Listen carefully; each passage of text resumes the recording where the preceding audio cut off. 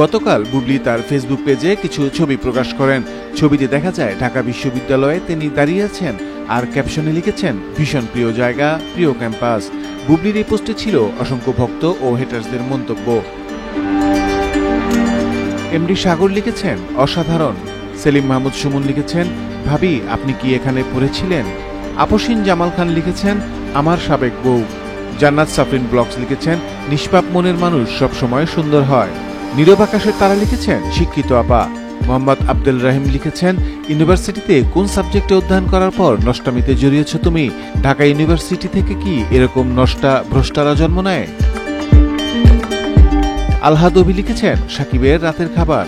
নার্জিস নিশি লিখেছেন, আপনার ভাইয়ের মতো করে কি ভর্তি পরীক্ষা দিছিলেন আপু? তামান্না তাবাসসুম মিথিলা লিখেছেন, শুনলাম তুমি নাকি দ্বিতীয় বিবাহ করছো।